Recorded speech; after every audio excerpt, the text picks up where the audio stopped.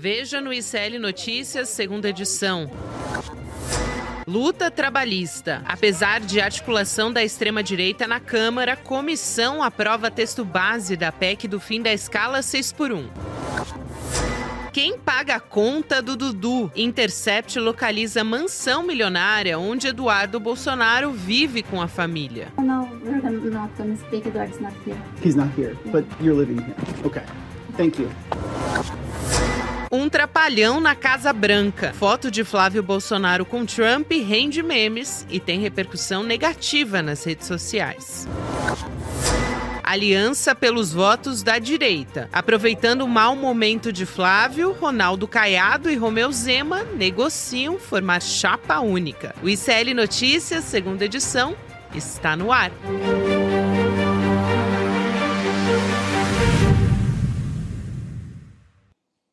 Olá, boa tarde. Seja muito bem-vindo, seja muito bem-vinda. O ICL Notícias, segunda edição, está começando. Estamos ao vivo em todos os nossos canais. E um boa tarde especial nesse dia 27 de maio de 2026 para a nossa equipe da Nova Joá 104.9, a Rádio Nova Joá, que faz parte da rede de retransmissão do ICL Notícias. Pessoal de Juazeiro, na Bahia, neste dia histórico, Chico Sá, a gente já entra no noticiário. Essa eu conheço, essa rádio eu conheço, Você já conhece ouvi. tudo, Chico. Juazeiro, na Bahia, terra de João Gilberto. Só pula a ponte, você chega em Petrolina. Daí a gente pode cantar, eu gosto de Juazeiro e adoro Petrolina. Foi a primeira coisa que eu pensei, né? Ainda mais nesse climinha de festa junina, né, Chico? E por aí vamos. Mas, pô, bem-vindo aí à nossa rede. Vamos espalhando ali pela beirada do São Francisco. É isso aí, vamos embora. E nesse momento que é histórico para os trabalhadores, na Câmara, a Comissão Especial aprovou agora há pouco, por 34 votos a favor e 4 contra, o texto base da PEC que acaba com a escala 6x1, reduz a jornada de trabalho de 44 para 40 horas semanais. O colegiado manteve o texto que foi construído pelo presidente Lula, né, pelo Palácio do Planalto, e o presidente da Câmara dos Deputados. O Hugo Mota, inclusive, já colocou a PEC na pauta do plenário de hoje. Então, a qualquer momento tem atualização a respeito disso. E é lógico que essa aprovação aconteceu sem tentativa de manobra da extrema-direita, dos bolsonaristas, né, dos deputados, Chico.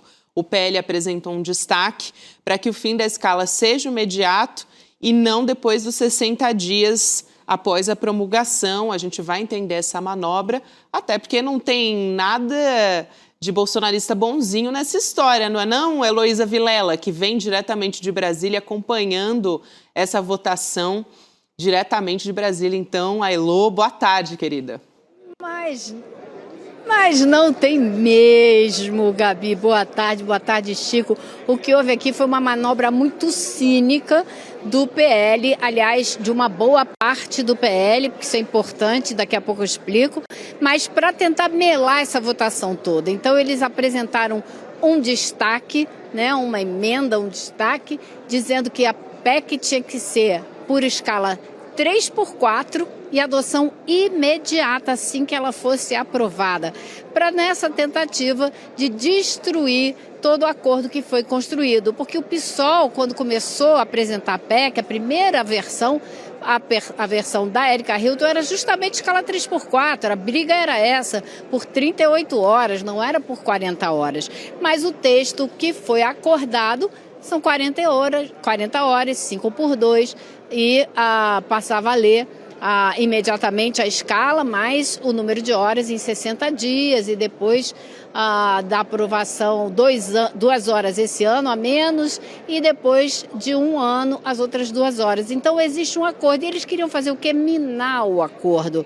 Mas não adiantou nada. O que aconteceu foi que o líder do PL, o Sóstenes Cavalcante, foi para a comissão defender essa proposta e foi muito vaiado dentro e fora da comissão, porque quando ele saiu, ele teve que encarar a população que estava lá apoiando essa PEC e foi muito vaiado e chamado de fascista. Então ele saiu assim numa situação bem ruim. E o partido, Gabi, Chico, está dividido. está bastante dividido, tão dividido que a coletiva que eles iam fazer aqui hoje sobre isso foi cancelada, porque apenas 2 deputados apareceram para participar da coletiva. Elô, isso é importante. Eu quero passar para você também, Chico. Obrigada por trazer todos os bastidores aí de Brasília. Expectativa também para chegar ali no plenário. Tem já na nossa rede social do Papo Legal a nossa sala do N2, que fica aberta sempre, e a sala viral do dia. Eu vou chamar primeiro a sala viral, porque o tema é o fim da escala 6x1, não poderia ser outro num dia como hoje. Então, toda a nossa audiência comentando aqui junto com a gente. E também aqui a Luana Rosa, por exemplo, dizendo: espera-se tudo deles. Está falando dos bolsonaristas, né? E outras pessoas aqui também comentando a respeito disso. Depois eu quero ir também para a nossa sala do N2 e a nossa enquete, né? Por que os bolsonaristas querem atrapalhar o fim da escala 6x1? Aí, alternativa 1, porque não sabem o que é trabalhar. A 2, porque só atendem aos interesses de empresários. Ou a 3, porque realmente acreditam na lorota de que o Brasil vai quebrar. Chico Sá, vou passar para você comentar a enquete e também já trazer a análise desse dia histórico na Câmara dos Deputados. Olha, voto na opção B, porque só votam a favor de empresários, embora a maioria também deles nunca seja folgada. Você pega deputados como Nicolas Ferreira, Júlia Zanata, esse povo mais radical, mais fanático do bolsonarismo. Gente, é tudo gente folgada, gente que não comparece às sessões e quer impor para as famílias brasileiras, para a mãe de família, essa escala terrível do 6x1.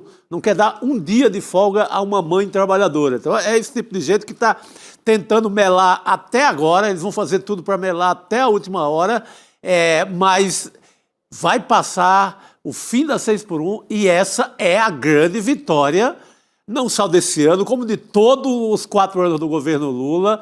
É a grande vitória, é uma vitória histórica da classe trabalhadora no Brasil. Isso muda tudo. Aliás, a Júlia Zanata, ela já fez vídeo, foi muito criticada pelos próprios eleitores dela e também por sindicalistas que tiveram durante a discussão do fim da escala 6x1 dentro da própria Câmara dos Deputados. Ela fez uma fala defendendo a escala 6x1. Aliás, por eles trabalharia até 7%, né? Assim, todos os dias, 7x7, todos os dias e eles lá no Bem Bom, você só vê essa turma lá na suruba do Vocaro, sabe? É essa turma que quer tirar esse dia de folga dos trabalhadores. É isso. Elô, eu vou passar para você comentar isso, Olha, até porque no Senado, eu sei que a gente está com a expectativa do plenário da Câmara, mas no Senado também já há uma expectativa de como a coisa vai chegar por lá, lobby do empresariado, né? Queria que você comentasse um pouquinho. Eu queria antes dizer os 4 deputados que votaram contra a PEC que derruba a 6x1 na comissão da Câmara, porque esses nomes têm que circular. Júlia Zanata é um deles, claro. Os outros são o Marcon, o Osmar Terra e o Gilson Marques. Ou seja, os 3 primeiros são do PL e o último é do Partido Novo. Então, foram os únicos. Agora, acho também, Gabi, que é muito importante essa informação que eu dei rapidinho aqui da divisão do PL com esse tema. Eu estava conversando com umas deputadas agora há pouco, aqui no Café da Câmara, lembrando a elas que foi fundamental para derrotar a ditadura brasileira o racha dos militares. Como é muito importante na luta política da ala progressista, esse racha no Partido Liberal. É bom ficar de olho, isso é um fato político provocado pela tramitação dessa PEC para derrubar 6x1. No Senado, existe muita dúvida a respeito do que vai acontecer. Os sinais são muito dúbios. Ontem, por exemplo, o presidente do Senado, Davi Alcolumbre, reuniu vários empresários e se deixou fotografar com todos eles, que são um grupo que coesamente luta contra a derrubada da escala 6x1 e veio aqui no Senado para fazer esse lobby. Para que o presidente do Senado precisava posar para foto com eles? Me parece um recado claro. Ao mesmo tempo, saiu uma matéria, acho que ontem, da Mônica Bergamo, dizendo que ele mandou sinais para o Palácio do Planalto de que não vai dificultar a tramitação dessa matéria. Eu Acho que isso é recado de assessor do Alcolumbre, tentando ver se abre uma brecha para conversar com o Palácio. No Palácio, o que eu ouvi é que até agora não chegou nenhum sinal concreto de abertura de conversa com o Davi Alcolumbre, que é algo que já está sendo aguardado há mais de uma semana e até agora não aconteceu. Então existem muitas dúvidas a respeito da tramitação dessa matéria lá. Você tem na semana que vem um feriado, vai estar todo mundo remoto. Logo depois, já começam as festas juninas, esse congresso para, vem a Copa do Mundo, ou seja, existe uma janela muito pequena, muito apertada, que precisa ser usada para votar essa matéria no Senado, senão isso vai ficar lá para setembro, outubro, em cima da eleição, e aí acaba a pressão que os senadores vão sentir, porque 2/3 dos senadores vão concorrer à reeleição. Eles precisam sentir a pressão da vontade popular que até agora tem sido feita em cima da Câmara, quase exclusivamente, e que agora tem que começar a ser feita em cima do Senado. Perfeito, Elô. Impressionante, né, Chico, como quando eles querem, os parlamentares, os deputados, eles ouvem as vozes que vêm das ruas, né, a pressão popular, quando é em ano eleitoral, enfim, Exato. Quando interessa para eles eleitoralmente. Porque senão estariam atendendo ao interesse do empresariado. Né? Senão, Gabi, nem votavam, não entrava, não passava nem na comissão, não seria nem colocado em pauta. Isso é o milagre do ano eleitoral. Ela tem que ficar de olho no Alcolumbre para ver se ele não vai aprontar mais uma emboscada ali contra o governo e tirar da pauta, joga lá para setembro, passa outubro, aí corremos o risco de não ter essa votação esse ano. Agora tem que ser marcação cerrada no Senado e no Alcolumbre. Que é o que eles querem no setor do empresariado. Diga, Elô. Você sabe o que ele fez hoje? Você sabe o que ele fez ontem, gente? Ele pediu aos partidos, na sessão no Senado, que indicassem os seus representantes para a CPI da pedofilia. Ele resolveu dar celeridade à formação dessa CPI da pedofilia a essa altura do campeonato.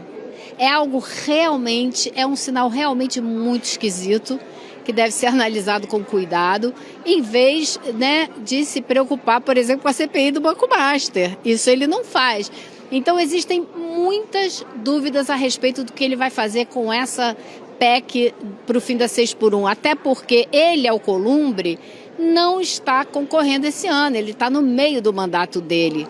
Ele tem aí mais muito tempo para ficar tranquilo. O que preocupa ele é que ele, no ano que vem, vai tentar se reeleger presidente do Senado. E aí ele vai precisar de mais gente para apoiá-lo. E tem 2/3 dos senadores lá que estão dependendo de aprovar essa PEC para garantir a eleição. Então, a situação toda é muito complicada. E eu ouvi de um outro deputado aqui que analisou o seguinte: se ele não colocar em votação essa PEC, se ele tentar derrubar essa PEC, o presidente Lula está eleito, provavelmente no primeiro turno, porque vai ter a faca e o queijo na mão para dizer quem é a oposição a ele, o que a oposição a ele faz quando a gente não está prestando atenção demais e pressionando demais. Vou acabar dando uma bandeira a Lula para dizer, olha, tentei o ano inteiro e olha o que aconteceu. O Alcolumbre, que já jogava contra, agora ele em barreira geral a votação que mais beneficiaria o trabalhador no Brasil nos últimos 40 anos. 40 anos. Essa explicação que a Elô traz aqui faz muito sentido, né, Chico? Ele não precisa contar agora, nesse momento, com o voto do eleitorado da Davi Alcolumbre, por isso pode se reunir à vontade com os empresários, né, acenar. Sim. E, eventualmente, até tem essa proposta de que a redução da jornada de trabalho não aconteça antes do fim das eleições pela proposta do empresariado. Então, vamos ver se o Davi Alcolumbre vai se render à pressão do empresariado ou à pressão das ruas. A gente vai acompanhar isso também. E, Elô, você conversou, já que a gente está falando de Senado aqui, com o senador doutor Irã, né, do PP. Eu queria trazer essa fala aqui para passar para a nossa mesa comentar também. Ele disse o seguinte para Heloísa Vilela, o senador: Eu espero que seja 7 por 7, todo mundo trabalhar 7 dias por semana, 24 horas. O Brasil precisa de trabalho. Eu queria saber se o senador Dr. Irã também vai trabalhar 7 por 7, né? Nessa escala, ou se só vale para o trabalhador brasileiro. Olha, Gabi, ele me disse com a maior cara de pau desse mundo que ele trabalha 7 por 7, por isso se sente muito à vontade para dizer o que disse. Porque eu falei para ele, os trabalhadores não vão gostar de ouvir isso não. Ele falou, eu me sinto à vontade porque eu trabalho 7 por 7. Esse é outro senador que está em meio de mandato, que também não precisa concorrer, se reeleger esse ano. Por isso é que ele está à vontade. Vai na casa dele, vai nas empresas dele, vai nas fazendas, se for o caso, para ver se é como ele está dizendo. Então, é fácil arrotar aí 7 por 7 e na vida real está lá cercado de pessoas servindo ele, ganhando uma miséria. É outra parada, e sem folgar. Exatamente, exatamente. Bom, a gente já teve muitas aspas emblemáticas, praticamente, né, ao longo dessa discussão do fim da escala 6 por 1. Acho que muita máscara caiu, mas outras nem surpreenderam, né, Elo? A gente já esperava um posicionamento também desse tipo de parlamentar. Posso trazer um outro assunto também envolvendo a família Bolsonaro? Saiu no Intercept Brasil hoje. A reportagem deles localizou nos Estados Unidos a mansão onde mora o Eduardo Bolsonaro e a família dele. Está aí a manchete na sua tela. O deputado cassado, o Eduardo, ele não diz publicamente se ele trabalha de forma remunerada, ninguém sabe, ele só diz que mora de aluguel e que tem dificuldade para pagar as contas. Essa frase aqui me surpreendeu bastante. Bom, mas ao mesmo tempo ele mora nessa mansão no Texas, que você vai ver as imagens aqui na tela, olha só, que oferece quase que uma vida de resort para ele. E diz que está com dificuldade para pagar as contas. Bom, o Intercept Brasil localizou esse refúgio luxuoso do filho do Jair Bolsonaro em South Lake, entre as comunidades mais ricas do país. Aí a equipe tocou a campainha e foi recebida pela esposa do Eduardo, que é a coach, a influencer Heloísa Bolsonaro. A gente vai ver aqui o trecho desse vídeo. Vamos assistir.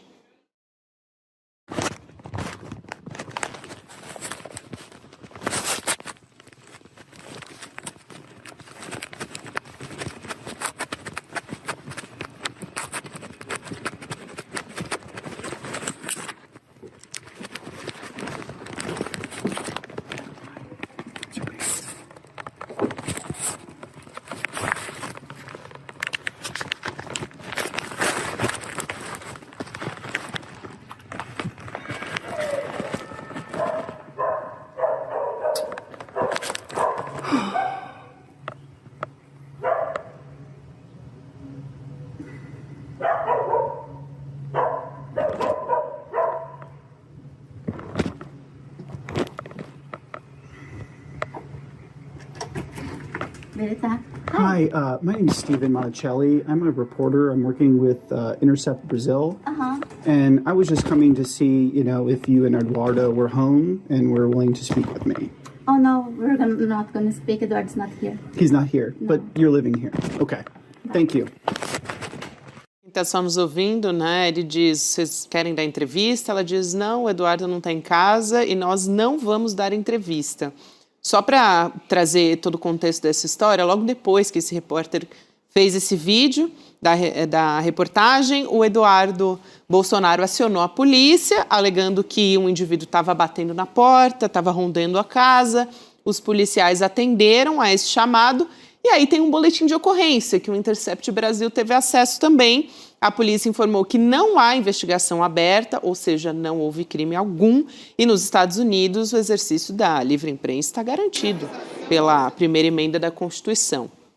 Essa casa ela é avaliada em torno de 6 milhões de reais e já foi colocada para alugar por cerca de 30 mil reais por mês, Elô. E também levanta, claro, a primeira coisa que a gente levanta aqui é quem que está pagando essa conta do Eduardo. Outro dia eu vi ele falando que estava dormindo num colchão velho.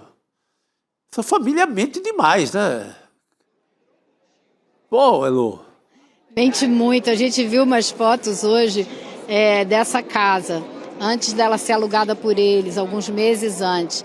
É casa com lareira, uma piscina incrível. É uma casa que, pelo que eu chequei, nesse bairro onde ele mora, custa aí uns 7, 8 mil dólares por mês de aluguel, né? Então, se ele ganhou 2 milhões do pai dele, que o pai dele contou que transferiu, fora outra grana que ele pode ter recebido que a gente não sabe, dava muito bem para ele pagar aí os 2 últimos anos de aluguel sem o menor problema. Então, dificuldade para pagar é historinha para boi dormir, né? É conto da carochinha, porque ele não tem dinheiro, ele tem para pagar. A não ser que ele esteja colocando o dinheiro em outras coisas, mas para pagar as contas dele, com certeza, se ele priorizar o dinheiro dele para isso, com certeza ele tem de sobra, dinheiro de sobra. Agora, se ele tem dificuldade para pagar as contas, por que ele foi morar num bairro de gente rica, né, de classe média altíssima? Pô, fosse morar num apartamento 2 quartos, tranquilo, que custa ali no Texas 1.500 dólares por mês, não precisava gastar 7 mil dólares, 8 mil dólares por mês, ia sobrar um dinheirão para ele fazer um monte de outras coisas, não é verdade? Então, assim, é rico, que ficou rico em pouco tempo, porque essa família ficou rica em pouco tempo, chorando umas pitangas que não tem motivo nenhum para chorar, fazendo historinha. É que nem Bolsonaro comendo pão com leite condensado, para dizer que é popular. Para dizer que é popular. Tudo conta carochinha. Exato. E o Estadão acabou de dar uma matéria mostrando que o Eduardo Bolsonaro pede ao Vorcaro para que vá mais dinheiro para lá. Mais dinheiro para o filme, mas endereçado a ele, Eduardo Bolsonaro. Então, será o dinheiro do Vorcaro que está pagando esse luxo? Ou o dinheiro do Pix do Bolsonaro? Eu só sei que essa família ela costuma aplicar esse tipo de golpe, que está na miséria, que está sem poder falar, que vive em dificuldade financeira, e quando a gente vê todos, você pega o Jair Renan, Santa Catarina, mansão. Flávio Bolsonaro, mansão em Brasília. Eduardo Bolsonaro, a história se repete. Então, todos vivem em esquema de alto luxo, às vezes por Pix de alguém fanatizado do bolsonarismo e, em alguns casos, suspeito de ser dinheiro de banqueiros, como é o caso do Vorcaro em relação a toda essa estadia, a toda essa operação do Eduardo Bolsonaro conspirando contra o Brasil nos Estados Unidos. E a própria Polícia Federal está investigando isso, a partir dessa ligação também do Flávio Bolsonaro com o Vorcaro, do próprio Eduardo também, a divulgação dessas conversas, se ele está sendo bancado com o dinheiro sujo do Vorcaro. E tem uma informação aqui da última prestação de contas ao Tribunal Superior Eleitoral antes das eleições de 2022, em que o Eduardo declarou um patrimônio de R$1.760.000. Tem uma live também com o amigo dele, o bolsonarista Paulo Figueiredo, que foi divulgada no dia 17 de maio, e o Eduardo afirmou que ele se mantém nos Estados Unidos, Elô, com uma renda passiva, e ele citou que recebeu R$2 milhões de uma campanha que foi feita pelo Jair Bolsonaro, né, pelo pai. O Intercept tentou um novo contato com ele, com o Eduardo, mas não teve resposta. É isso, é aquele Pix que o pai dele pediu, né? Vocês lembram? Levantou 2 milhões e falou que mandou para o filho. E a gente não sabe quanto mais mandou, né? Porque essa família reúne dinheiro de tudo quanto é lado e com certeza fez chegar na mão dele. Agora, a gente sabe que esses 61 milhões do filme, supostamente para o filme, foram para um fundo que é administrado pelo advogado do Eduardo, advogado que cuidou do processo de migração dele nos Estados Unidos. Então, assim, ele está com a mão ali numa quantidade de dinheiro que não tem porquê, ele não tem como pagar, como eu disse. Então, para que essa casa toda, né? Ele podia ficar num lugar muito mais modesto, que não gastasse tanto dinheiro. Porque sabe que tem garantia de dinheiro.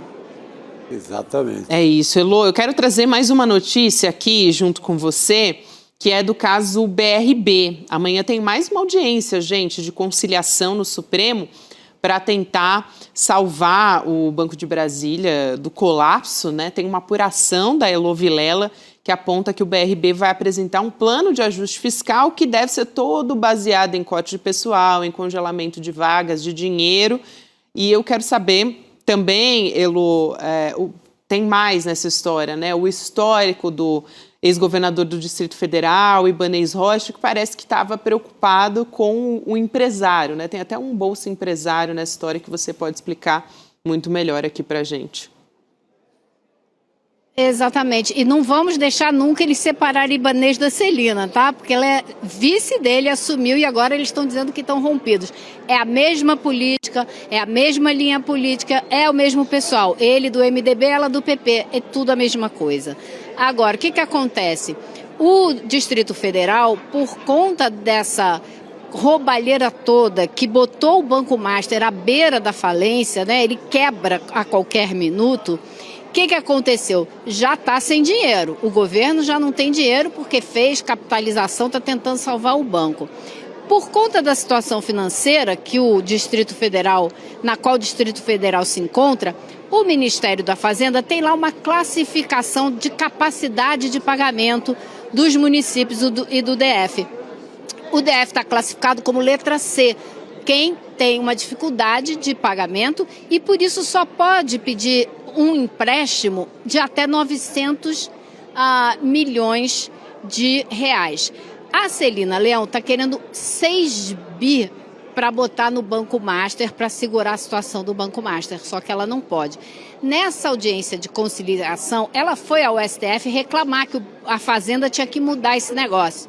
Ela foi para o STF e na negociação no STF, a Fazenda disse, ok, vou flexibilizar essa regra para você pegar esse empréstimo. Mas o governo federal não bota um tostão nesse empréstimo e nem dá garantia. Você se vira para pegar esse empréstimo e dar as garantias que você quiser dar.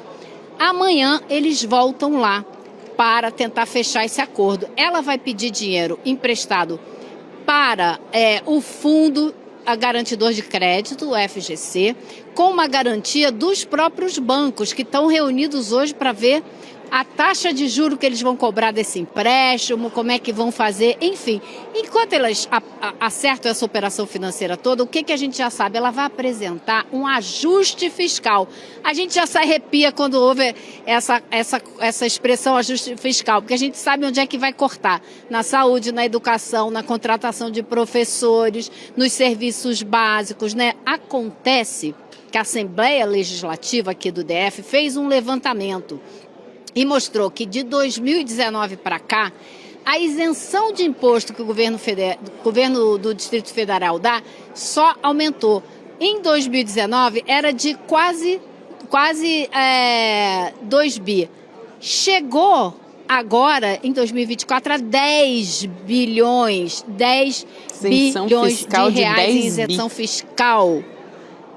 O governo deixa de arrecadar, o governo federal, governo do Distrito Federal, do DF, deixa de arrecadar 10 bi e está tentando conseguir 5 ou 6 bi de empréstimo. Ou seja, vai pegar um empréstimo, vai pagar um juro de 15%, vai ficar 20 anos pagando, vai botar uma camisa de força em qualquer programa social, educação, saúde, investimento, para pagar juro para banco e para continuar dando isenção fiscal para a empresa.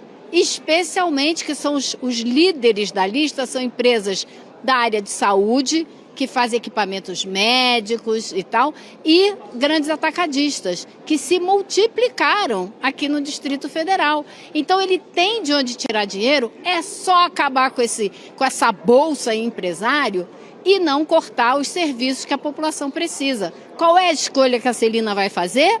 Não tem a menor dúvida. Eu sei qual é a pressão que a oposição vai botar em cima dela, né? Mas o que ela vai escolher, não tem a menor dúvida. Ela vai ficar com o bolso empresário e vai cortar nos serviços para a população. Chico, é uma cinte, né? Tem tanto empresário por aí falando mal de programa social, mas aí quando você dá a isenção fiscal de 10 bi ao ano, não tem um para reclamar, né? Nenhum, ficam na moita e recebendo e vão seguir recebendo, porque a Celina não vai ter coragem de cortar também. Vai seguir a mesma farra. E o povo vai pagar o rombo lá do BRB. É uma cinte mesmo. Obrigada, Elô, por essa apuração. Bom trabalho absurdo. aí em Brasília. Sei que ainda tem muito trabalho pela frente, porque a gente está acompanhando aqui também a movimentação lá no plenário da Câmara. Ainda não começou de fato, mas a gente está de olho aqui. Não começou a votação, no caso da PEC do fim da 6x1, mas a gente está de olho por aqui também. Obrigada, Elô. Bom trabalho. Tchau, pessoal. Boa noite. Valeu, Elô. A gente segue por aqui agora com o Rodrigo Viana, chegando nos nossos estúdios, para sentar na nossa mesa redonda. Rodrigo, boa tarde para você. Boa tarde, Chico. Boa tarde, Gabi. Boa tarde, camarada. Todas e todos que nos acompanham. Todo mundo com essa expectativa lá no plenário da Câmara dos Deputados. Votar daqui a pouquinho, né? Votar daqui a pouquinho. A questão da 6x1 ainda está em discursos parlamentares e tal, mas ainda não começou a discutir o fim da 6x1.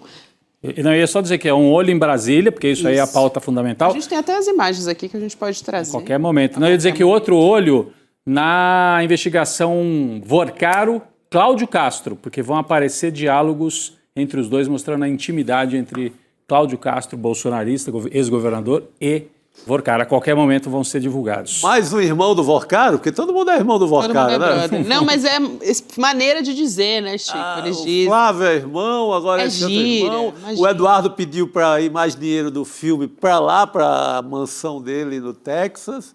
Só tem irmão. Só tem irmão. Quem usa essa nomenclatura de irmão é o pessoal do PCC, né? Costuma usar, né?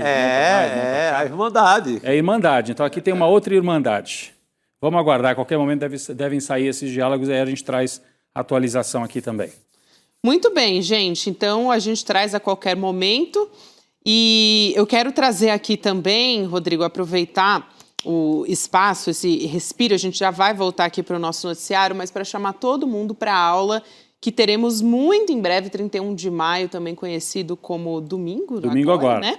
8 horas da noite, para você se inscrever em icln2.com.br e assistir de graça a aula Como Construir Seu Patrimônio Depois dos 50.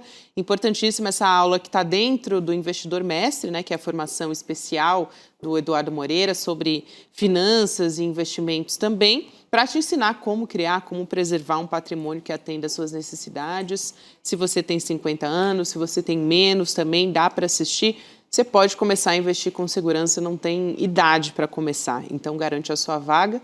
Tem também aqui o QR Code na tela, a minha mão está aqui, ó. Você pode apontar o seu celular para a tela e a gente vai te esperar por lá. Seguimos a voltar aqui para o nosso assunto aqui do fim da escala 6x1. O deputado federal Nicolas Ferreira, do PL, ele passou a ser alvo também de críticas nas redes sociais, depois de ele comentar num vídeo que ele e o Partido Liberal defendem a escala de trabalho 4x3 para quebrar o Brasil. Você vai entender essa fala, porque a gente vai transmitir aqui um trechinho, não tem nada de intenção boa por trás dessa fala, não. Vamos lá. Vamos lá. Mas existe um meio de abrir os olhos das pessoas, que é apoiar não somente a 5x2, mas apoiar a 4x3, que seja vigorado amanhã e que a quebradeira comece antes das eleições. Porque não tem como mostrar para um povo que um criminoso é criminoso se a gente não deixar com que ele cometa o crime. Muitas das vezes, para melhorar, tem que piorar. Ele está propondo piorar o Brasil. Ele quer quebrar o país, a intenção do moleque. É o famoso quanto pior, melhor. Né? É um cinismo completo, né, do Partido Liberal, né, Gabi, que nos últimos dias dizia que era impossível acabar com a 6x1, quando percebeu que ia ficar sozinho no debate, ia perder o debate, passou a defender 4x3 para quebrar o Brasil, como eles dizem. Não é uma coisa séria para melhorar a vida das pessoas. Ah, já que estão querendo, então a gente pega e faz uma... Pra boicotar, fazer piada, né? Fazer da história.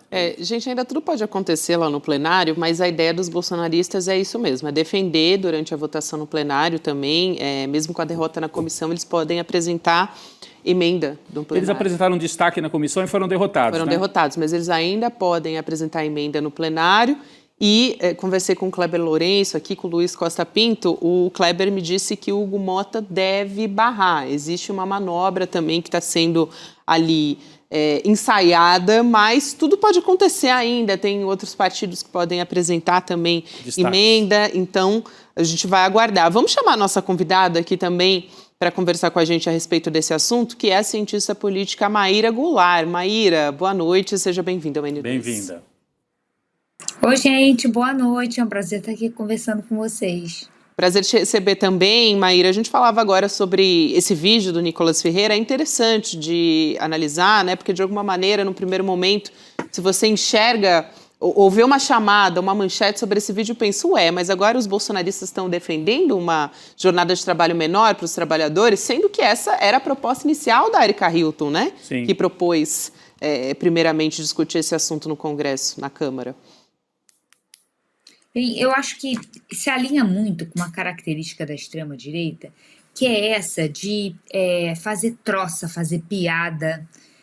Muitos líderes da extrema-direita global, eles surgiram, assim como Jair Bolsonaro, né, participando de programas noticiosos de humor, muito nessa chave de fazer troça, de ter uma postura antissistema que lida com o humor de alguma maneira. Eu acho que, diante de uma paralisia, eles estão paralisados, eles não sabem o que fazer com as denúncias de Flávio Bolsonaro, com o fato de que essas denúncias têm um potencial de bloquear a transferência de votos de Jair Bolsonaro para Flávio Bolsonaro. Eles não compuseram ainda um discurso para lidar com esse problema estrutural.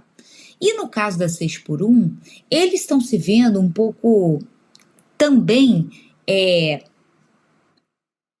afogados pela conjuntura, sem ter tempo de compor um discurso. Porque no DNA da extrema-direita há um certo darwinismo social.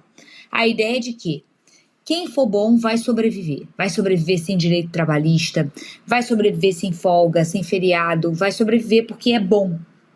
E aí é aquela história, mas para que precisa de Bolsa Família? Eu conheço alguém que catava lixo e aí se tornou ministro, se tornou não sei o quê, e desconsiderando as desigualdades estruturais e o quanto que elas impactam na vida dos cidadãos. E, portanto, eles estão sem ter muito um discurso orgânico sobre esse tema da 6x1.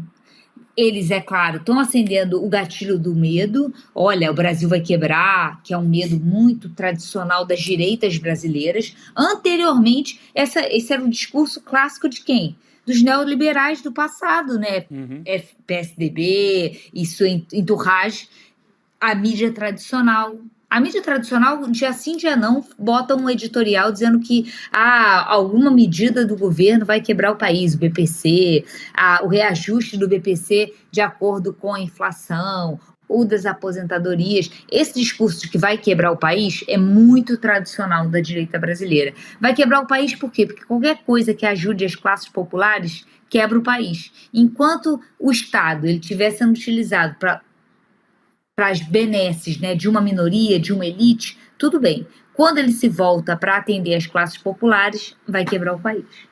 Agora, a professora Maíra Goulart, você não acha que nesse caso, ao adotar esse discurso quase de troça, né, de deboche, a direita praticamente reconhece, a extrema-direita nesse caso, que está derrotada nesse debate? Porque, se for aprovado, todo mundo sabe que o Lula, mesmo quem o critica, é ligado às pautas de trabalhadores, foi do sindicato. Você pensa em Lula, você pensa em sindicato, ou pensa em sindicato, pensa em Lula. Aí vem uma pauta que é positiva, porque há 10 anos, mais ou menos, que só tem pauta negativa na área trabalhista. Então você tem reforma trabalhista que tirou direitos, reforma da Previdência que deixou mais difícil aposentar. É a primeira pauta trabalhista positiva em mais de 10 anos.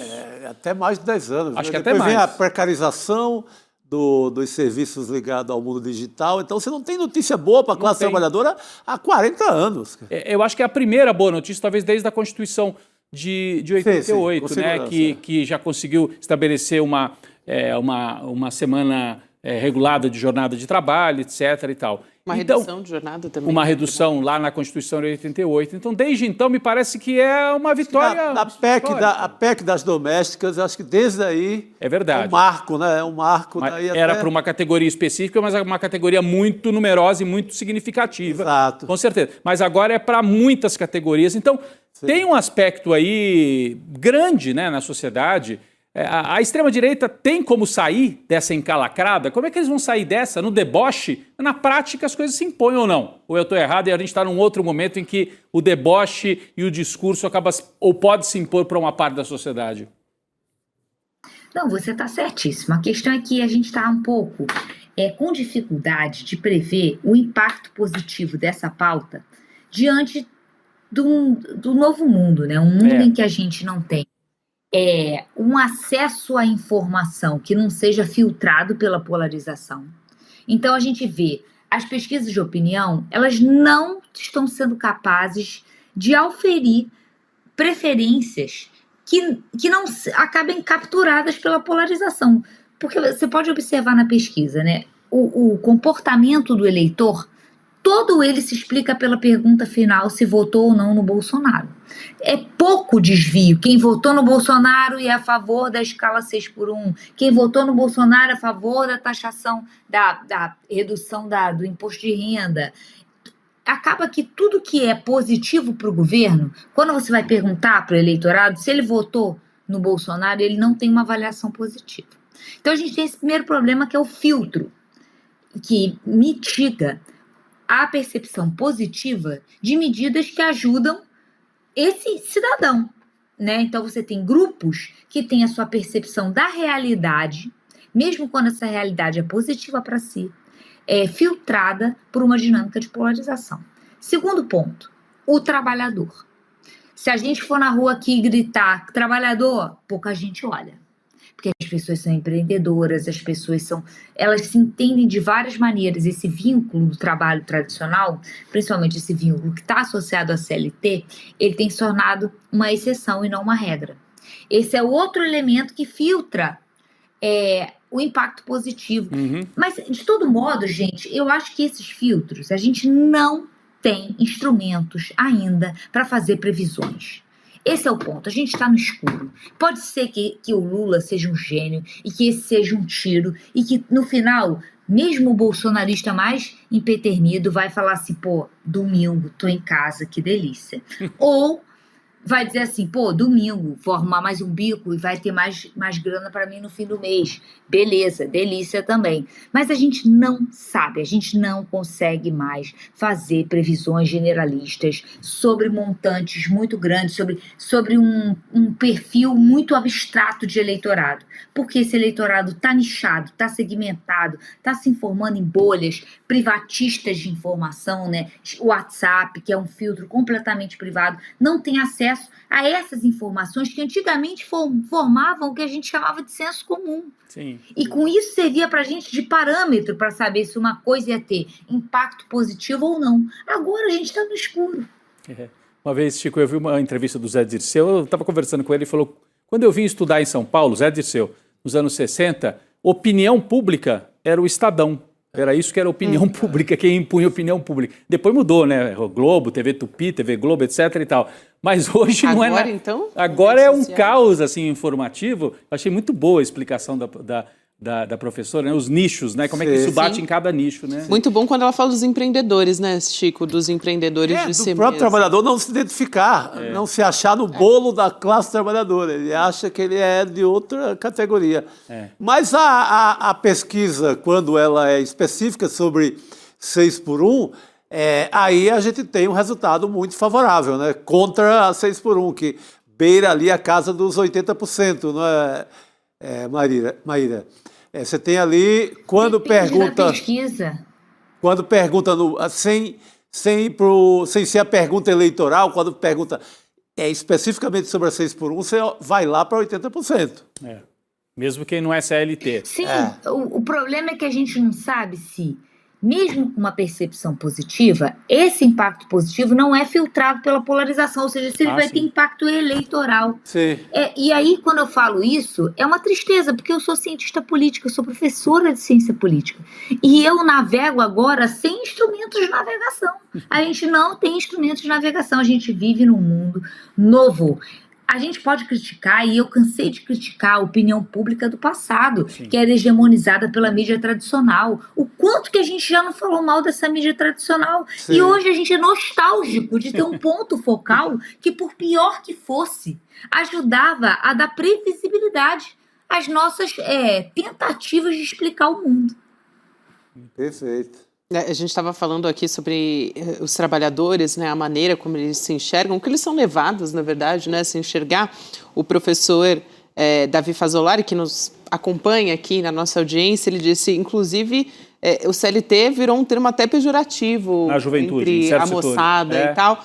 Tem meme em relação a isso. Não, o pessoal, você está pensando com cabeça de CLT, cara. Né? O pessoal ali na faixa dos 20 anos, que está entrando no mercado, 18, 20, entrando no mercado de trabalho. Pô, tá pensando, tipo quando assim, eu comecei era orgulho, né? Você trabalhar com carteira assinada. Levar carteira primeira vez que você assina a carteira, né? É claro, não é todo mundo. Eu acho que a gente tem que tomar assim, não é que também desapareceu, mas é o que mas tem um fenômeno, né, acontecendo. Tem um fenômeno e é muito bom, assim, apesar de ser preocupante, a gente ouvir com tanta clareza isso que ela trouxe pra gente, né? Tem aí, nós estamos navegando com instrumentos do passado para tentar entender uma situação que é nova. Então, os instrumentos servem para uma parte da sociedade. A gente olha e fala, não, então vai ser assim. Não, meu amigo, isso vai ser assim para um pedaço. Para outro pedaço, a gente não sabe. Os instrumentos não nos dão a navegação totalmente correta, Gabi. E qual é o desafio para a gente, né? Porque a democracia é um sistema majoritário. Então, ela pressupõe que, de alguma maneira, existe esse comum, existe essa maioria, existe essa preferência média. Só que agora ela assumiu essa preferência média. Então, como é que a gente vai ter uma democracia que é um regime majoritário sem a formação de uma maioria espontânea? É isso. Eu quero trazer aqui ainda outra notícia com a professora Maíra, para a gente continuar comentando e só reforçando aqui que a qualquer momento a gente traz atualizações lá do plenário da Câmara dos Deputados. Mas é o seguinte, né? O Flávio Bolsonaro ele continua lutando ali de alguma maneira para manter força da candidatura dele e tem outros 2 nomes da direita cogitando uma fusão no primeiro turno. É uma notícia recente também.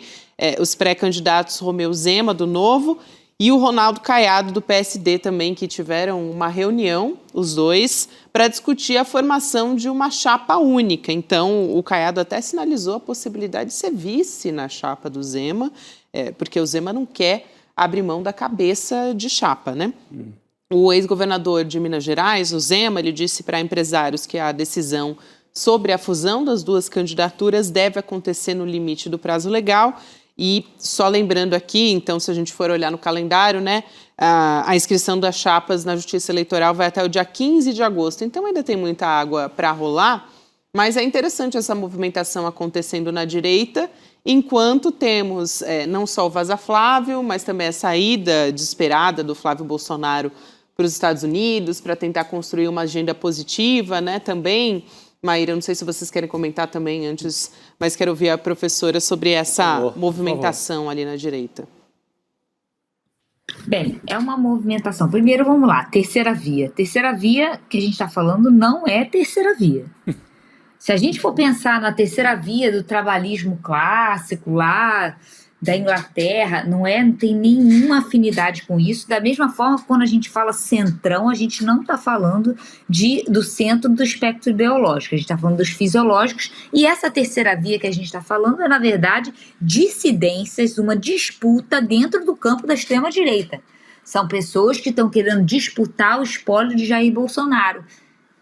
E aí, esse espólio é um butim de guerra muito grande. Essa tentativa de Jair Bolsonaro de manter isso na sua família, mesmo que ele perca a eleição, que para mim está muito nítida que a estratégia é manter o Flávio para ganhar ou para perder, mas não abrir mão de que esse espólio que foi conquistado por Jair Bolsonaro, que organizou as preferências populares para que elas se voltassem à direita, não seja compartilhado com outros atores da extrema-direita. E aí a gente vê o quê? Gente descontente com isso. E conforme o Flávio vai se enrolando cada vez mais, a gente vê esse descontentamento aumentando. Né? Pessoas querendo se apresentar para disputar a revelia do líder de Jair Bolsonaro, esse espólio. É o caso do Caiado, menos, mas está parecendo ser muito o caso do Zema, que tem feito falas muito contundentes, ainda que algo grotescas, a gente não pode esquecer que a gente está falando da 6x1, ele fez aquela fala bizarra sobre o trabalho infantil. Sim. Verdade. Né? Outra coisa, a gente não pode esquecer as falas bizarras da extrema-direita sobre o trabalho. Teve essa fala bizarra do Zema defendendo o trabalho infantil. E teve uma fala muito bizarra do Márcio Pereira, presidente do Republicanos, dizendo que se o pobre ficasse mais dias em casa, ele ia se dedicar mais às drogas, ao álcool, à preguiça. Gente, isso não tem o que precisa fazer, ser batido, né? porque... É muito... E ele ainda deu exemplos. Imagina um favelado do Rio de Janeiro ou do Nordeste. Isso. Deus que... Gente, é muito bizarro. Agora, voltando à questão da disputa da terceira via. O problema é, só tem chance de crescer uma vez que é uma disputa na direita, se o Flávio perder voto. Esse voto que sai do Flávio pode ir para Caiado, para Zema, mas... a estrutura dessa eleição é uma estrutura muito inédita. Pela primeira vez o PT não tem adversários no próprio campo. O PT não tem ninguém para drenar votos dele dentro do campo progressista, do campo de centro-esquerda. Só quem tem voto para perder é Flávio Bolsonaro, que conforme se enrole nesses escândalos Banco Master, agora no escândalo do INSS, ele pode vir a ter votos transferidos para outros membros da extrema-direita. Você tem esse consórcio aí que pode rolar do Zema e do Caiado, e você tem a ameaça do Aécio Neves também, né? No outro ramal aí. Ele está ameaçando ser candidato, né? Ameaçando ser candidato. É uma ameaça ao Brasil. Ameaça a qualquer coisa, né? A democracia, qualquer ideia. Barbosa também, gente. O Joaquim Barbosa também.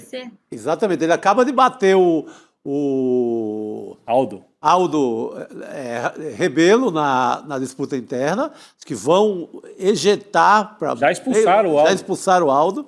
E tem aí também o Joaquim Barbosa, que é também mais um para tirar voto do Flávio. Mas é isso, né? No caso do Zema e do Caiado, não é terceira via, né? Não é... é direitão mesmo. É uma disputa dentro da direita, como explicou muito bem. Não, é o que eles querem vender, né? O professor explicou muito bem. Eles querem vender os moderados, mas é muito bom recuperar a fala do Zema, que é extremamente... Extrema. Extrema. É extremamente extrema. Extremamente extrema. Ele deu até o exemplo, eu lembro dessa fala, veja, nos Estados Unidos, qualquer criança vende jornal. Primeiro que assim, ninguém mais vende jornal, né? Eu também não sei de onde ele tirou isso. Não sei de onde ele tirou isso. Agora, nem criança, nem adulto. Quase ninguém mais compra jornal impresso, né? Apesar da gente ter sido criado ainda nessa cultura. Mas o Zema, então, é o candidato da direita, de uma direita que não é bolsonarista, mas é extrema. Defende até trabalho infantil, defende privatizar tudo, né? Terceira via, assim, no passado, né, a professora pode explicar melhor, foi aquela ideia, até foi o Tony Blair, aquela turma ali, né, na Inglaterra, o trabalhismo inglês. Então, nem o marxismo-leninismo, nem a direita totalmente liberal, é um terceiro caminho. Aqui no Brasil... Social-democracia que inspirou o PSDB. Que inspirou o PSDB. Lá na sua origem remota. Não é o PSDB do Aécio Neves, porque desde 2014 eles se deslocaram completamente dessa agenda.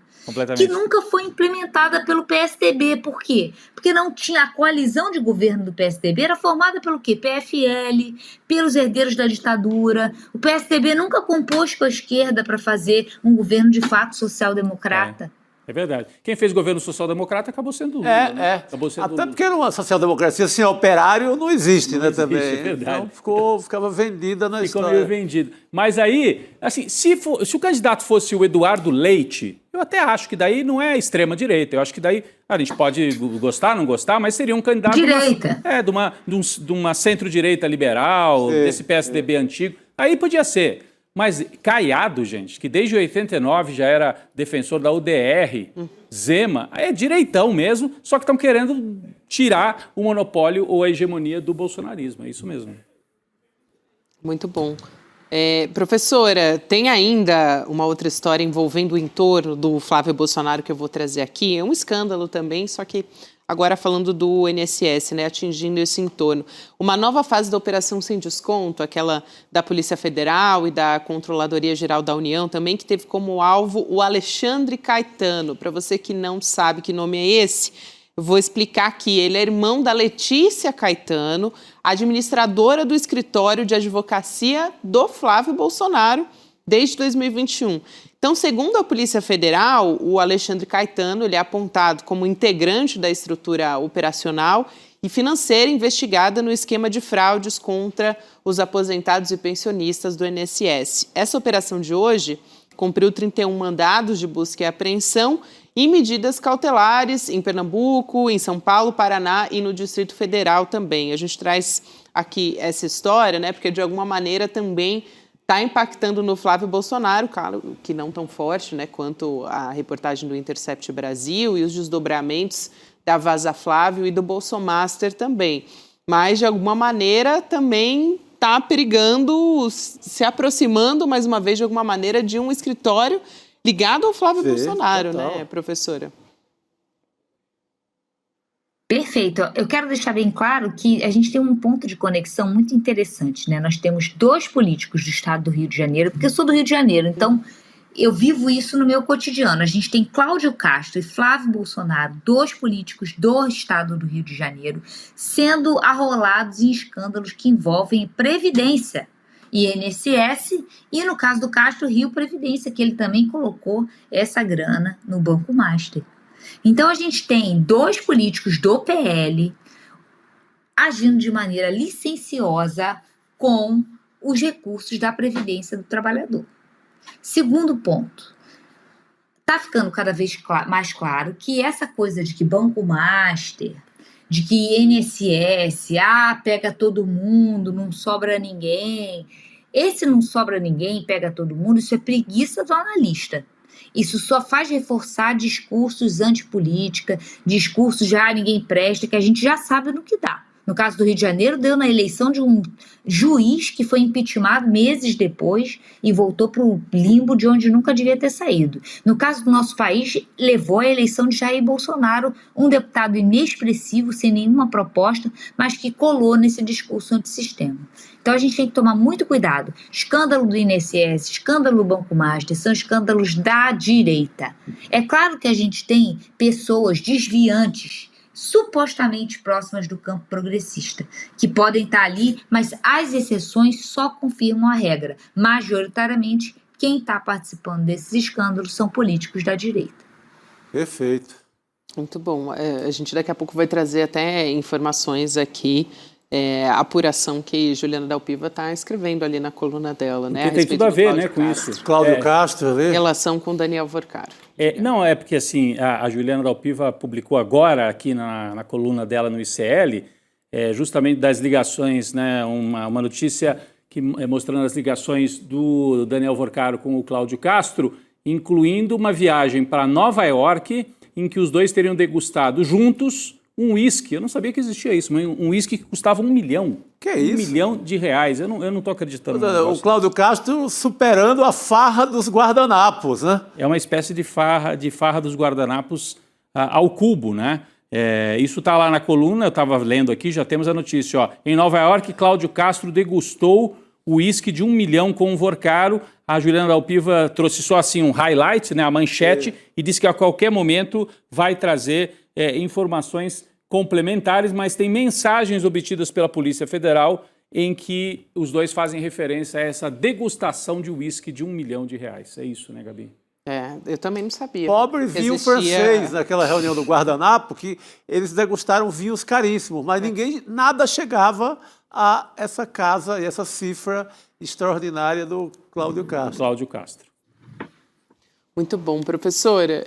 Pode comentar, você ia falar, né? Não, eu só ia dizer que toda essa guinada da extrema-direita no Brasil, ela dialoga muito com esse ambiente de terra arrasada do Rio de Janeiro, que inspira esses discursos antipolítica, que inspira esses discursos punitivistas, de falta de solidariedade e empatia com o outro no campo da segurança pública. É o Rio de Janeiro o epicentro dessa tecnologia de violência, de necropolítica, de violação de direitos humanos e de respeito com o patrimônio público. Então, assim, talvez o país tenha que ter mais atenção e mais cuidado com aquilo que acontece no Rio de Janeiro, porque talvez a gente seja uma antecâmara do que está acontecendo no resto do país. Professora, só para corrigir aqui, gente, na verdade é de $1 milhão o uísque, tá? Não de reais. Não, mas não existe Não, isso. não existe. A gente já estava chocado com $1 milhão. É $1 milhão essa degustação. Pera, mas isso aí o que é? É um barril inteiro? Com ouro dentro, sei lá. Não. Me dá a impressão... Não consigo mensurar. Eu e minha pobre Jurubeba Leão do Norte não bate com esse negócio aí. Professora, sempre um prazer te receber aqui no Uni2. Muito obrigada e até uma próxima. Obrigado. Prazer é todo meu. Boa noite para todo mundo. Boa noite. A professora cientista política Maíra Goulart conversando com a gente. Seguimos aqui a qualquer momento. Deu um belo panorama da política do Rio de Janeiro, né? Para se ler no resto do Brasil. Excelente. Muito boa, professora. E a gente vai voltar a conversar a respeito disso e também sobre a PEC do fim da escala 6x1, gente. Mas seguimos agora conversando com o professor Leonardo Trevisan para falar da repercussão da visita do Flávio Bolsonaro para o Donald Trump na Casa Branca. Professor, boa noite, bem-vindo. Boa noite, Gabi, boa noite, Rodrigo, boa noite, Chico, boa noite a todos que nos escutam. Olha, professor, tem apurações interessantes, né, que foram surgindo a partir dessa primeira foto.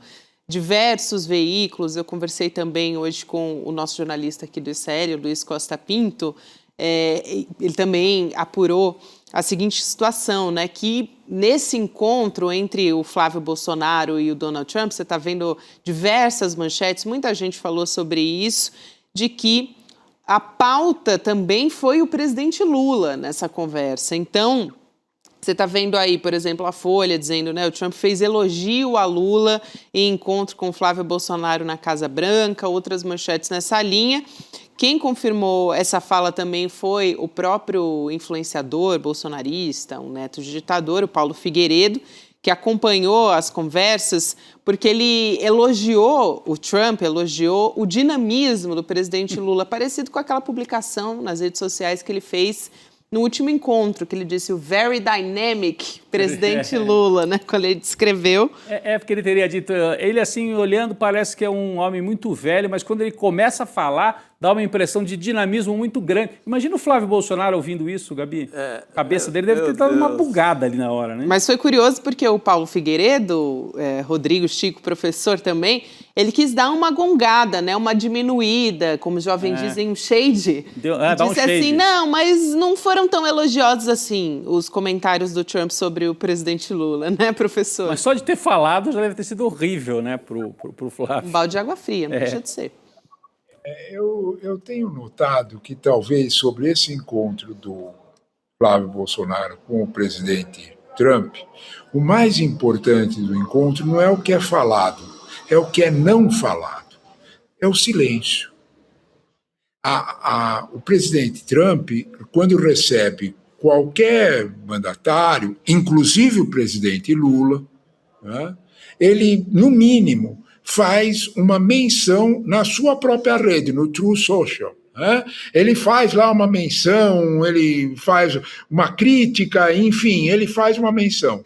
Quanto a Flávio Bolsonaro, Gabi, silêncio absoluto.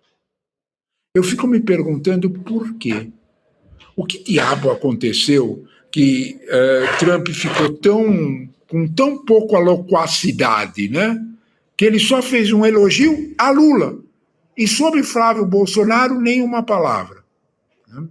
Me chamou a atenção, né, que repercutiu fora, mas aqui o ICL já mencionou, que o principal articulador, mais conselheiro para a segurança nacional e outras funções, não na Casa Branca diretamente, Jason Miller, né, saiu de perto, ficou absolutamente silencioso a qualquer comentário sobre Flávio Bolsonaro. Jason Miller é a cabeça pensante, se a gente pode chamar assim, de uma direita bem complexa do lado de Trump. E ele ficou em silêncio absoluto. Saiu fora, saiu pela tangente, como dizemos nós aqui, quando perguntado o que o presidente Trump pensava sobre Bolsonaro. Flávio Bolsonaro, especificamente. Quando a gente olha para isso, talvez a gente tenha que olhar o que é que está acontecendo na Casa Branca que recebe alguém e permanece em silêncio. Talvez a gente tenha que entender que a única autoridade americana constituída que depois do encontro recebeu Flávio Bolsonaro foi o vice-secretário de Estado americano, só ele. Aí está uma sensível pista para que a gente entenda esse silêncio. Talvez quem forçou a porta, quem forçou a maçaneta para que o Salão Oval recebesse Flávio Bolsonaro tenha sido Marco Rubio. E falar hoje em Marco Rubio, na Casa Branca, é tomar um partido. E para usar uma expressão dos meus alunos, professor, o bicho está pegando, professor. O bicho está pegando. Dentro do Partido Republicano. Estão aparecendo as candidaturas, produto, inclusive, das aprovações nas primárias, que estão acontecendo nos Estados Unidos, em que o Trump está ganhando a peso de ouro. Só que o Vance, o vice-presidente, já está participando de aquelas coisas típicas dos Estados Unidos, aquelas reuniões meio locais para você levantar fundos para o candidato. É Vance que está participando. Mas Marco Rubio está somando muito apoio dentro de uma direita no Partido Republicano. Em outras palavras, Trump está já sentindo o clima do café frio, meus amigos. A expressão não é minha, não. A expressão é do New York Times. De que há uma disputa muito forte em torno de um certo... Trump tem poder para continuar a fazer deputados para as eleições, mas talvez não tenha para a eleição presidencial. E o motivo é aquilo que o Federal Reserve avisou na sexta-feira. A inflação vai subir mais. Esse ponto é essencial para a gente entender, talvez, porque Marco Rubio permitiu, abriu a porta para Flávio Bolsonaro. A pergunta é muito simples: quem usa quem? É Marco Rubio que está usando Flávio Bolsonaro, não é o contrário. Ele está fazendo esses sinais para uma base hispânica dentro dos Estados Unidos de que ele está fazendo a América Latina ser do jeito que ele quer. O sonho de Marco Rubio é uma invasão em Cuba, uma substituição do governo cubano que catapulta. Curiosamente, Vance hoje protege Cuba. Entendam o raciocínio. Vence protege Cuba. Se avançar sobre Cuba, Marco Rubio marca ponto. Vence. Flávio Bolsonaro parece não ter entendido bem por que ele apareceu no salão e por que é tão silencioso a fala do anfitrião, né? Vocês já viram o anfitrião tão quietinho? Eu nunca vi. Agora, eu acho mais o Trump, né? Não é qualquer anfitrião, né? Mais o Trump, né? Além do mais, o Trump, né? Mas eu acho que o Trump ter comentado sobre o Lula, mexeu tanto com a cabeça do Flávio que ele saiu de lá meio zonzo e acabou se confundindo, né? É verdade. Delicioso esse vídeo. Freud explica, né? O famoso Freud explica. O CL mostrou várias vezes o vídeo. O vídeo é delicioso.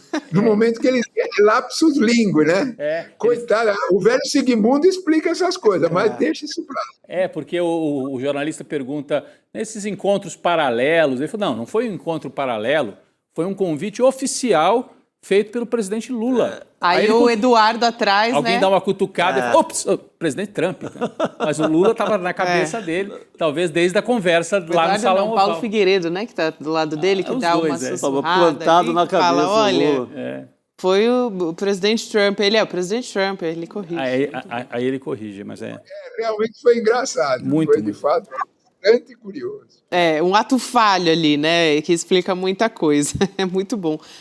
Professor, tem também, a gente está falando aqui sobre essa coletiva, né, para os jornalistas que o Flávio Bolsonaro deu. Aí, além disso, tem um outro momento emblemático ali em que ele critica que não pôde dar essa coletiva na embaixada. E aí diz, foi um ato muito pequeno, né, do governo brasileiro. Assim, eu me pergunto qual foi a missão internacional, né, que não avisou oficialmente por meio do Senado que ele foi fazer. O que ele queria usar como palanque eleitoral? É porque não pode, né? Embaixada? Você imagina, aí o Caiado viaja para o México e acha que a embaixada do Brasil no México tem que vai abrigar todo mundo. O Zema vai para Bolívia e acha que a embaixada brasileira na Bolívia tem que abrir espaço para ele. Não é assim que funciona, né? Nós temos um outro problema, Rodrigo, muito sério. Embaixada brasileira é território brasileiro. Fere a lei eleitoral. Sim, claro. Opa, isso. É que ele lembrou, né, um certo pai dele lá no passado, né, que teve a candidatura, fez a reunião com os embaixadores. Que ficou inelegível justamente por conta dessa reunião, porque usou a estrutura do governo federal para isso também. Agora, professor, esse era um ponto importante, mas tem duas pautas ali que me chamam a atenção, que eu queria a sua análise também, que é o Flávio Bolsonaro, que quer que o Comando Vermelho e o PCC sejam classificados pelo governo dos Estados Unidos como organização, como grupo terroristas, né? Então, além disso, tem um outro ponto que ele falou ali no nome do Javier Milei, do Bukele e tal, dizendo que o Brasil ia passar a integrar em 2027 o Escudo das Américas, né? Uma frente de países da extrema-direita, e que essa frente seria liderada pelo Donald Trump. Então, essas duas coisas que o Flávio Bolsonaro saiu ali da Casa Branca dizendo, enfim, quase que cantando vitória a respeito disso também, mas, por enquanto, não tem nada concreto também a respeito do presidente dos Estados Unidos, né? Eu desconfio, né, que essa visita do Flávio Bolsonaro será muito lembrada historicamente como um dos maiores tiros pela culatra que se já teve notícia. Gabi, você lembrou dois aspectos da fala dessa coletiva depois. Ele foi adiante nessa fala. Ele falou principalmente de que ele ia abrir espaço e que com ele, no poder, as organizações narcoterroristas, o PCC e o Comando Vermelho seriam considerados organizações narcoterroristas. Alguém precisa explicar ao candidato Flávio Bolsonaro que algo que é considerado organização narcoterrorista e fica dispensado pelo governo Trump de obedecer às leis internacionais. É por isso que os barcos estão sendo atacados no Pacífico e no Mar do Caribe. É isso que ele quer? 2, certos ataques, o próprio ataque à Venezuela, a desculpa foi que a Venezuela estava apoiando organizações narcoterroristas. Eu insisto nisso. Né? Quando você fala em organizações narcoterroristas, é igual dispensar soberania nacional. Eu faço uma brincadeira. Convoque qualquer militar brasileiro, qualquer um, tanto faz, general, brigadeiro ou almirante, de qualquer tendência política. Chame para dar uma entrevista e pergunte para ele se ele concorda com isso. Faça isso. Você vai ter um susto. Porque qualquer militar de qualquer tendência, a primeira coisa que ele vai ter que falar é o respeito à soberania nacional, seja ele qual for. Essa organização narcoterrorista, essa determinação, rompe com princípios fundamentais do direito internacional de soberania. É isso que nós queremos? Quer dizer que nós vamos permitir que barcos sejam atacados no Amazonas sob a suspeita? De fato, é tiro no pé. Mas teve mais. Essa história, por exemplo, que você lembrou do Escudo das Américas, é uma situação muito preocupante, porque vai na mesma linha. O Escudo das Américas tem esses dois vetores. proteger políticas antimigratórias nos Estados Unidos e o combate ao narcoterrorismo. As duas situações atingem soberania. É isso que nós queremos. Olha quem está nesse conjunto chamado Escudo das Américas, né, no Shield. Né? Vai de Bukele a Penha, do Paraguai, Milei. É disso que nós estamos falando. É disso que o Brasil quer se acostar. Observe que uma das principais acusadas quando foi feito esse Escudo das Américas foi a Cláudia Sheinbaum, a presidente do México, que disse: nisso eu não entro. Desculpe, nós estamos falando de soberania. Teve mais, viu, Gabi? Teve mais. Ele tocou nessa coletiva, ele falou especialmente em pragmatismo econômico, que significa, de alguma forma, concordar com formas e ações do governo americano em relação aos interesses nacionais. Ele falou contra a China de uma forma bastante antidiplomática e falou principalmente que com ele, Flávio Bolsonaro, no poder, não haveria mais qualquer risco de ocorrerem retaliações comerciais contra o Brasil. Opa! Como é que é? Quer dizer, eu gostaria de saber se os empresários brasileiros concordam com essas medidas. Se os empresários brasileiros querem pragmatismo econômico e querem nenhuma decisão contra a retaliação dos Estados Unidos. Espera aí, quer dizer que nós vamos ter que vender as coisas pelo preço que eles querem? Se eu comentei sobre os militares, chame qualquer empresário que é exportador e pergunta para ele se ele concorda com isso. De fato, Gabi, não foi uma viagem de boa sorte, não foi uma viagem de bons resultados, porque, de alguma forma, mexer com soberania e mexer principalmente com o direito dos empresários brasileiros defenderem seus interesses em exportações, é assunto que realmente não convém a qualquer candidato, seja ele qual for. Boa, e também, gente, tem um momento ali, né, professor, até dessa coletiva, estava aqui pensando, enquanto você estava fazendo a sua análise, que ele foi questionado pelos jornalistas, enfim, não tem muito como controlar, né, os repórteres, o Flávio Bolsonaro, ali, ó, o Paulo Figueiredo, do lado direito do Flávio, e do outro lado o Eduardo Bolsonaro, né, é ele, Rodrigo, que naquele momento fala assim, presidente Trump, na orelha do Flávio Bolsonaro.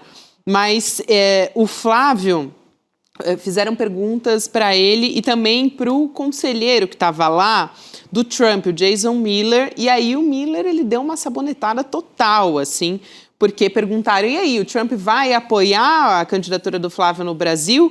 E o Miller vai lá e responde, não, o povo brasileiro vai tomar a decisão correta, que o Trump está mais preocupado com as eleições no Brasil, né, e tal. Enfim, então também deu uma sabonetada. Isso sem contar uma coisa que a gente não comentou aqui, né, que o Flávio ele continuou ali com a agenda, tirou primeiro a foto com o Trump e depois foi para as demais autoridades. Hoje eles continuam, os bolsonaristas postando fotos sobre isso, né? Tem o vice-secretário, o Christopher Landau, agora há pouco o Rubio também, professora ala mais ideológica, né, do governo. Só que os memes, assim, se proliferaram nas redes, eles não tiveram como controlar. O nosso analista de redes, o Pedro Barciela, até constatou que a repercussão da foto principal com o Trump foi negativa para o Flávio, na verdade. O que ele apurou, né, o Barciela, das redes sociais? Que a maioria dos comentários associa o encontro com humilhação, uma foto sem relevância, suspeita de montagem até, subserviência aos Estados Unidos e vínculos com milícia, Banco Master ou Vorcaro. E ainda essa coisa da suspeita de montagem deixou os bolsonaristas, o Eduardo, bem bravo, né? Ele foi para as redes sociais para dizer não é inteligência artificial, não tem nada disso, enfim. Então, mas teve que se defender ali. Teve que se defender nas redes também. A repercussão também não foi assim uma grande coisa para eles, que estão acostumados com muito engajamento. Né? Mas eu li, teve esse levantamento do Pedro Barciela, que mostra isso, mas tem um outro levantamento feito em grupos de WhatsApp, e aí é uma coisa mais segmentada. Nos grupos assim bolsonaristas, a repercussão acabou sendo positiva para o Flávio Bolsonaro. Por quê? Porque conseguiu tirar o momento que ele estava completamente em baixa, né? Então, deu uma notícia boa para que a turma, nos grupos internos ali do bolsonarismo, respirasse aliviado e falasse, peraí, tem jogo. Dá uma ele esquentada lá, ali. Dá uma esquentada, olha aí, ele tem força, ele consegue um encontro na Casa Branca. Então, eu tenho a impressão que para dentro da turma dele, da bolha dele, que é grande, tem mais de 30%, 35% do eleitorado brasileiro, acabou dando um resultado positivo. A gente se diverte aqui com os memes e tudo que circulou, mas para dentro do grupo deles teve sim uma repercussão. Olha aí um deles, vários na verdade memes, né? O Flávio vestido de garçom, de entregador de iFood, né? Como se fosse uma postura de servindo, né? O Donald Trump. Então, o Vorcaro, gostei dessa. O Vorcaro, a cabeça do Vorcaro no corpo do Flávio, Chico. Tá perfeito. Não, é o homem que manda no dinheiro. Quem sabe não pagou a viagem também, né? Quem paga tem preferência. Tem essa suspeita também, até o Eduardo Bolsonaro. Eu vou passar para o professor, pedir para o professor dar uma resposta rapidinha, que a gente já está chegando aqui ao final do programa, professor, mas parece que é isso mesmo, né? Foi para fidelizar essa parcela, né? A base bolsonarista do Flávio Bolsonaro. O mais importante da tua fala foi você lembrar exatamente o Jason Miller, o Christopher Lott, que são as autoridades mais fortes. O Jason Miller, que tem à disposição um ouvido do Trump, e isso é notório, não é? Tem uma matéria incrível no Financial Times sobre isso, de uns 2 meses atrás, mostrando exatamente qual é a força de Jason Miller, né? Então, de alguma forma, quando a gente olha para isso, diz, para que tudo isso, né? Não há dúvida nenhuma que isso é, na verdade, muita proximidade entre Flávio Bolsonaro e Trump. Tem uma proximidade, sim, né? São você precisar falar e proteger a tua fatia, proteger a tua tribo, proteger o teu grupo político. Está havendo uma sangria neles. Flávio Bolsonaro, nesse ponto, está igualzinho a Trump. Trump tem um problema brutal de proteger os 35% que lhe sobraram na massa eleitoral americana. Eu insisto, talvez o maior drama de Trump não seja nenhum desses que nós estamos comentando. É o aviso do Fed de anteontem. A inflação vai aumentar. A inflação em maio vai passar de 4,2% anualizada, na primeira prévia deles. Então, quando nós olhamos para isso, o Trump sabe perfeitamente, viu, Gabi, que eleitor, seja ele qual for, em qual canto do mundo for, vota como bolso. Professor. A inflação, a gasolina subiu 50%. Com Flávio ou sem Flávio, Trump tem um belo de um problema. Esse patrocinador não é o dos melhores. Professor, excelente. Sempre um prazer conversar contigo. Obrigada e até a próxima. Obrigado. Obrigada, professor Trevisan. Eu é que agradeço o convite e o bate-papo com vocês, sempre muito bom. Um abraço, sempre amigos. Ótimo, professor. Boa noite, professor. Até mais. Quero aproveitar aqui e chamar aqui as imagens agora da Câmara dos Deputados. Começou, hein, gente, a votação da PEC da jornada de trabalho, da redução da jornada de trabalho, do fim da escala 6x1 a qualquer momento. Está no plenário, então? É isso, está em plenário já. A gente pode ouvir um pouquinho, né? A fala, vamos ouvir um pouquinho. O rito, por favor. Ok, deputada Adriana. Atenderei Vossa Excelência. Proposta de emenda à Constituição número 221 de 2019. Discussão em primeiro turno da proposta de emenda à Constituição número 221 de 2019, que altera o artigo 7º, inciso 12, da Constituição Federal, reduzindo a jornada de trabalho a 36 horas semanais em 10 anos, tendo pareceres da Comissão de Constituição e Justiça e de Cidadania e da Comissão Especial, tendo proposição apensada. Fica prejudicado o requerimento de retirada de pauta nos termos do inciso 8 do artigo 163 do Regimento Interno. Passa-se à discussão em primeiro turno. Para discutir a favor, deputada Jandira Fegali.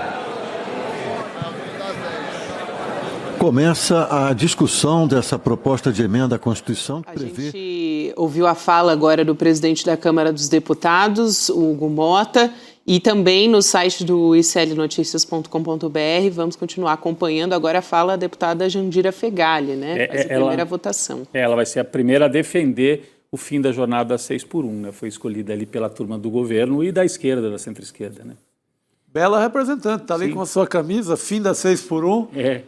Aliás, tem muita gente usando. Eu estava aqui acompanhando as imagens, Chico, ao longo do programa, porque a gente estava esperando, né? Na expectativa de começar a votar a PEC, e tem muita gente usando essa camiseta branca, né? Com a frase fim da escala 6x1 ali em vermelho. Então, a gente vai continuar acompanhando essa história. Quero agradecer a todos que nos acompanharam aqui. Hoje é dia de provocação histórica. Boa. Então teremos a atriz Beth Goulart hoje conversando Legal. com o professor Lindener Pareto. Muito bom.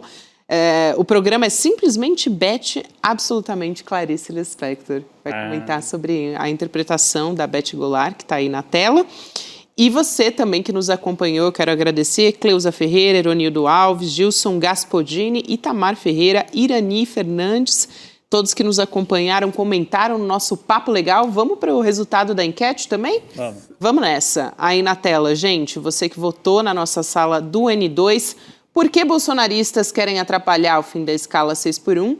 E ganhou aqui porque só atendem aos interesses de empresários. 84% de quem nos acompanhou aqui no Papo Legal votou nessa alternativa. E a gente continua, claro, com a nossa equipe de olho lá no plenário.